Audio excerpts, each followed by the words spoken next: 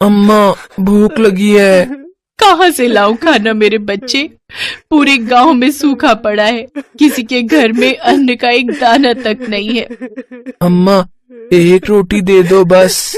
ऐसा मत बोल मेरे लाल, मैं करती हूँ कुछ, लाती हूँ कहीं से, तू रुक।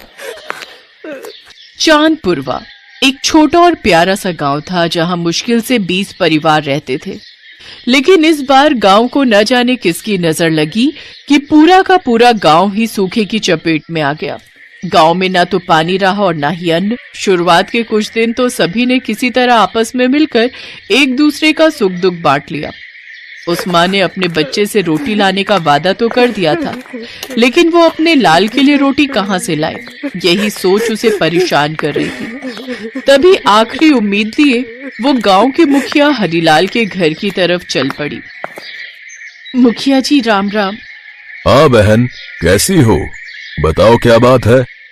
मुखिया जी, आप तो जानते ही हो कि गांव में सूखा पड़ा है। मेरे बेटे ने कल से कुछ नहीं खाया है। अगर आप बस एक रोटी दे दो तो मेरा बच्चा कुछ खा लेगा। मदद करो मुखिया जी। तुम चिंता मत करो बहन, रुको मैं अभी आता हूँ। मुखिया फौरन रसोई के अंदर गया और वहां से एक बड़ा कटोरा भरकर दाल चावल ले आया। फिर वो कटोरा उस औरत को देते हुए बोला, गांव पर भारी आपदा आई है बहन, पर हमें एक दूसरे के साथ मिलकर इस मुसीबत का सामना करना होगा। ठीक है, ये काफी सारा खाना है, जाओ अपने बच्चे को पेट भर खिलाओ और तुम भी खा लेना। आपका बहुत बहुत उपकार है मुखिया जी। भगवान आपको और आपके परिवार को खुश बनाए रखे। वो औरत खाना मिलते ही बहुत खुश हुई और मुखिया को बहुत सी दुआएं देकर चली गई। उसके जाते ही मुखिया ने अपने बेटे रवि और उसकी पत्नी रेवती को बुलाया। रवि, गांव में पड़ा सूखा अब जानलेवा होता जा रहा है, कुछ करना होगा। लेकिन इसमें हम क्या कर सकते हैं पिताजी?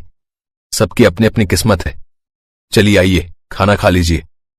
नहीं रवि, मैं इस गांव का मुखिया हूं। जब तक इस गांव का एक भी बच्चा भूखा है, मैं खाना नहीं खा सकता।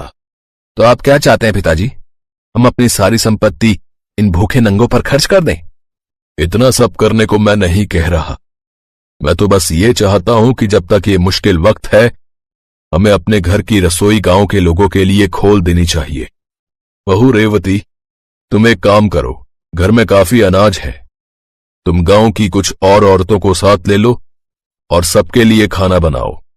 और जब तक मेरे घर में अन्न का एक भी दाना है, तब तक मेरी रसोई से लोगों का पेट भरना चाहिए। हरिलाल की बात सुनकर रेवती ने कुछ नहीं कहा और मुंह बनाकर वहां से चली गई।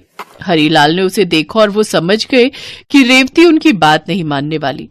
पर समस्या ये थी कि मुखिया जिससे कह सकते थे वो उनकी बात नहीं सुनती थी, और जो उनके आदेश पर अपनी जान दे दे उस बहू से वो बात नहीं करते थे। दरअसल मुखिया के 2 बेटे थे, बड़ा रवि और छोटा कवि। मुखिया ने बड़े बेटे रवि की शादी रेवती से करा दी थी, जबकि छोटे बेटे कवि ने कल्पना से उनकी मर्जी के खिलाफ शादी की थी। इसी बात से नाराज होकर मुखिया ने कवि और उसकी पत्नी कल्पना को घर से बाहर निकाल दिया था। कवि और कल्पना उसी गांव में एक छोटे से घर में रहते थे। उधर मुखिया की बात सुनकर, देखिए जी, एक तो पूरे गांव में सूखा पड़ा है, हम अपने लिए राशन बचा कर रखेंगे या पूरे गांव की जिम्मेदारी उठाएंगे? और ऊपर से ससुर जी कह रहे हैं कि मैं रसोई में सारे गांव के लिए खाना बनाऊं। मैं साफ साफ कह देती हूँ कि मुझसे नहीं हो पाएगा ये। अरे तुम चिंता क्यों करती हो? मैं खुद ही मना कर दूंगा पिताजी को। वो तो सठिया गए हैं। मुझे लगा था कि कवि को अलग कर देने से सारी संपत्ति मेरी हो जाएगी, पर ये तो जाते जाते गरीबों पर सब कुछ लुटाने पर तुले हुए। रवि और उसकी पत्नी रेवती ने मुखिया की बात मानने से इनकार कर दिया। ये बात मुखिया को बहुत बुरी लगी। अब उन्हें चिंता सता रही थी कि गांव वालों का क्या होगा। तभी गांव की एक बुढ़िया मुखिया के पास आई। मुखिया, एक रोटी दे दो, 2 दिन से कुछ नहीं खाया है। रुको अम्मा, मैं अभी अपनी बहू को कुछ बनाने को बोलता हूं तुम्हारे लिए। बहू, बाहर एक अम्मा आई हुई है, 2 रोटी उनके लिए भी बना दो। देखिए पिताजी, मैंने आपसे पहले ही कहा था कि ये मेरी रसोई है, ना कि मुफ्त का कोई लंगर। मुखिया दुखी मन से बाहर आया और बुढ़िया के सामने हाथ जोड़कर बोला, मुझे माफ कर देना अम्मा, मेरी बहू की रसोई में गरीब बुढ़िया के लिए 2 रोटी भी नहीं है। कोई बात नहीं मुखिया, जाने दो। नहीं अम्मा, तुम एक काम करो, तुम मेरे छोटे बेटे कवि के पास चली जाओ। वो गरीब जरूर है पर उसका दिल बहुत अमीर है, वो तुम्हारी मदद जरूर करेगा। बुढ़िया मुखिया के कहने पर कवि के घर गई। वहां कवि और कल्पना ने बुढ़िया को सम्मान के साथ बिठाकर खाना खिलाया। फिर उसके जाने के बाद, सुनो जी, रसोई में अब बिल्कुल राशन नहीं बचा, अब कल क्या बनाएंगे और खाएंगे? चिंता मत करो कल्पना, देखना भोले शंकर जरूर कुछ ना कुछ करेंगे। वो गांव वालों को ऐसे भूखे नहीं मरने देंगे। कवि और कल्पना ने भोले बाबा को याद किया और फिर वो दोनों सोने चले गए। सुबह जब कल्पना उठकर रसोई में गई तो उसने चीख कर कवि को आवाज लगाई, सुनिए जी, जल्दी इधर आइए, जरा देखिए तो। है पर ये कैसे हो सकता है? हो ना हो, ये जरूर भोले बाबा का चमत्कार है। कवि और कल्पना को यकीन नहीं हो रहा था। गरीब कल्पना की रसोई का हर डिब्बा राशन से पूरी तरह भरा हुआ था।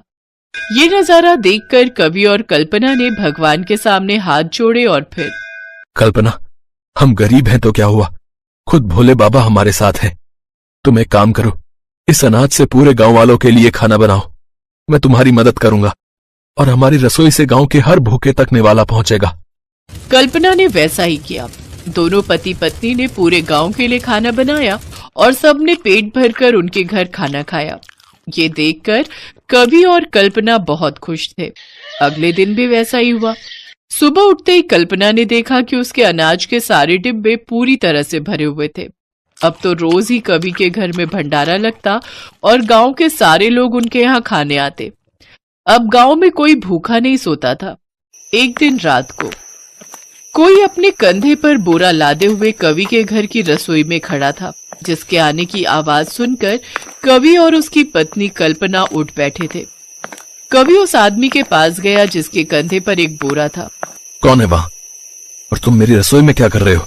तब उस आदमी ने कवि से कहा, गांव के इस मुश्किल वक्त में ये रसोई और इसका चूल्हा ठंडा मत पड़ने देना बेटा। इतना कहते ही उस आदमी ने अपने कंधे पर रखा बोरा नीचे रख दिया, जिसमें बहुत सारा अनाज था। कवि ने जब हल्के अंधेरे में उसे देखा तो वो उसके पिता हरिलाल थे। उन्हें देखते ही कवि और कल्पना उनके पैरों पर गिर पड़े। हरिलाल ने दोनों को अपने सीने से लगा लिया और इसके साथ ही कल्पना के घर की रसोई ही पूरे गांव और हरिलाल की रसोई बन गई। इस वीडियो को लाइक करें, हमारे चैनल को सब्सक्राइब करें, बेल आइकन जरूर प्रेस करें हमारी न्यू वीडियो सबसे पहले देखने के लिए।